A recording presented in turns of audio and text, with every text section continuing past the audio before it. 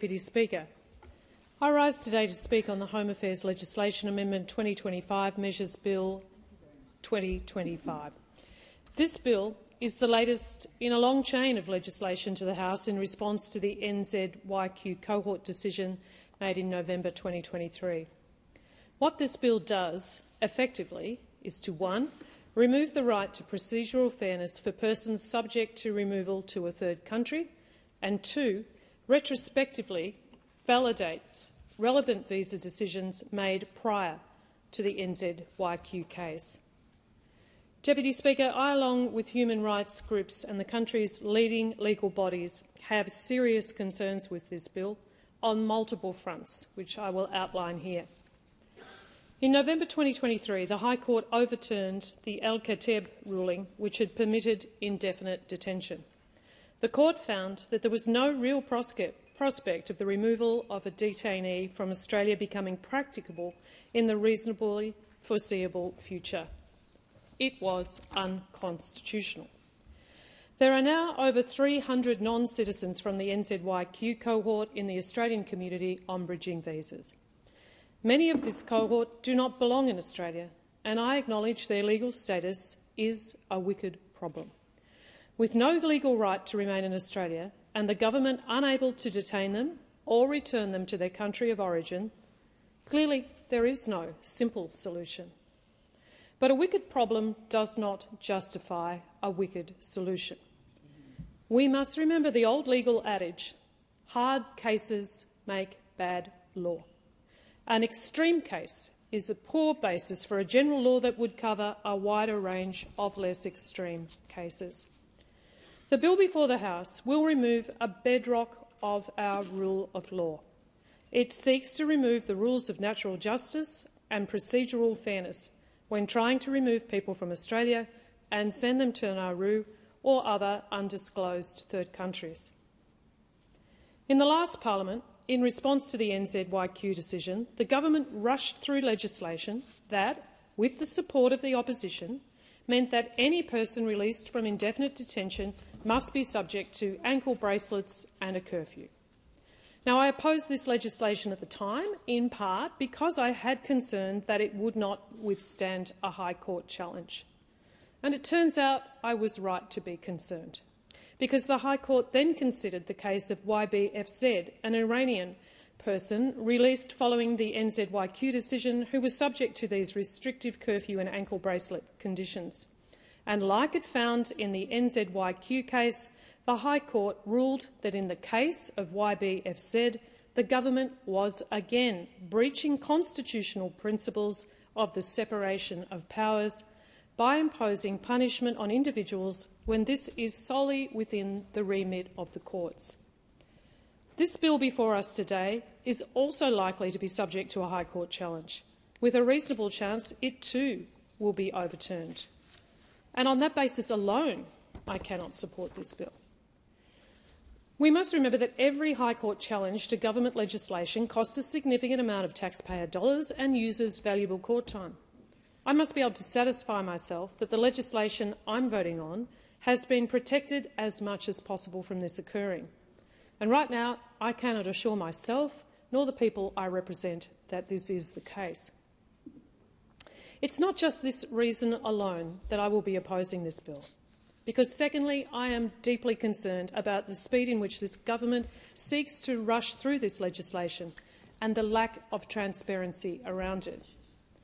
When I'm deciding whether to support or oppose a bill, I ask a fundamental question: is this good governance? And good governance means good process.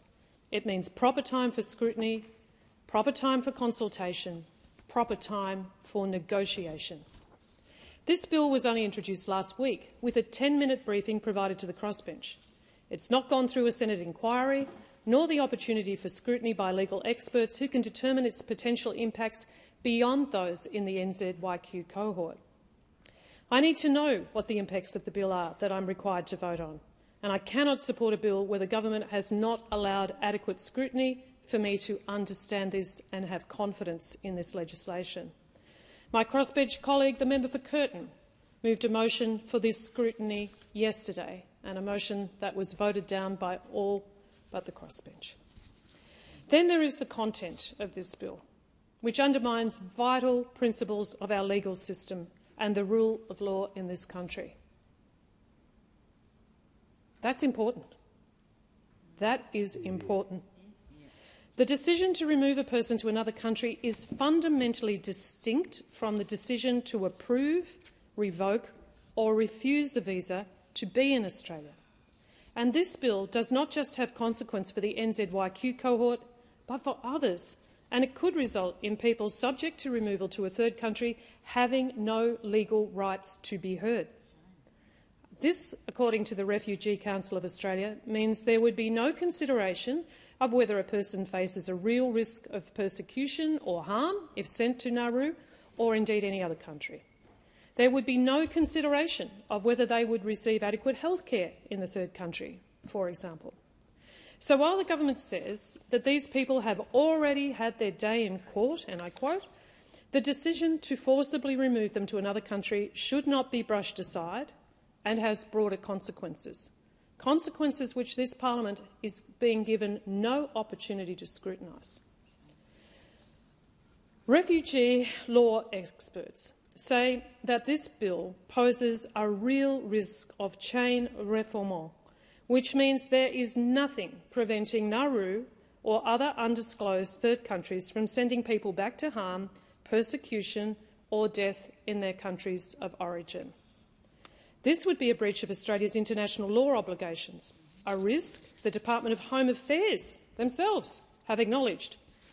This simple fact is that Australia has legal obligations to ensure these people won't be returned to face persecution or death. And it's absolutely not clear to me, as a parliamentarian, that the government can guarantee this. I have deep concerns about that.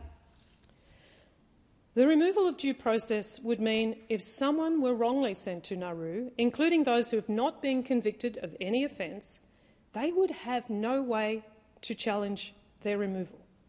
So just think about that for a moment. No way to be heard in court, no justice. It's a big decision we're making here. Legal bodies, such as the Law Council of Australia, also have serious concerns about the retrospective measures proposed in this bill. The Human Rights Commissioner said that the bill, and I quote, may give rise to retrospective criminal liability. This raises significant concerns about the rule of law and requires careful scrutiny, end of quote. The Asylum Seeker Resource Centre says that the bill would validate, and I quote, incorrect decisions that were made in the past, preventing the right for these decisions to be corrected. The bill even allows the government to continue to prosecute criminal charges that were brought as a result of incorrect decisions, end of quote. Surely, colleagues, this cannot be the standard of legislating we hold ourselves to in this place. Is it? When the government introduced another bill last year relating to the NZYQ cohort, I said that, I'm quoting myself here, under the bill, the government can now pay countries to take people they are deporting. This could risk creating a new offshore warehousing regime, and if the Australian public want to know how much the government is spending to do this, it will only be revealed via Freedom of Information requests or Senate estimate hearings. At the time, I said I have real concerns about ensuring the transparency of such a use of taxpayer money. Well, here we are. We now know two things. The government is creating a new offshore warehousing regime, and secondly, it's going to cost $400 million up front and $70 million per year after that. The Human Rights Law Centre has gone on to say that the legislation would save the government from having to even ask basic questions in relation to the people it's looking to deport to third countries forever. The Human Rights Commission has said that the bill, and I quote, raises significant concerns about the rule of law. Rather than a patchwork of reactive responses, we need to ensure principled migration and asylum policies that maintain the integrity of Australia's migration system while also upholding our human rights obligations. Sounds reasonable.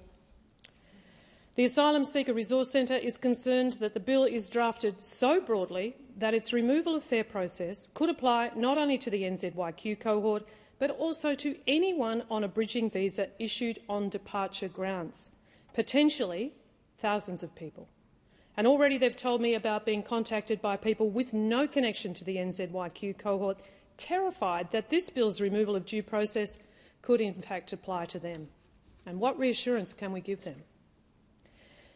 Since this bill was introduced, Deputy Speaker, many of my constituents have already phoned and emailed my office, one just a few minutes ago, urging me to oppose it. The rule of law either applies to us all or it doesn't. We've said so many times in this place, in our country, no one is above the law. Well, this bill should remind us that no one should be beneath the law. I urge the Senate to send this bill to a full inquiry for adequate scrutiny so that we can understand the full impact of these proposed laws. Until such a time and its current form, I will not support this bill.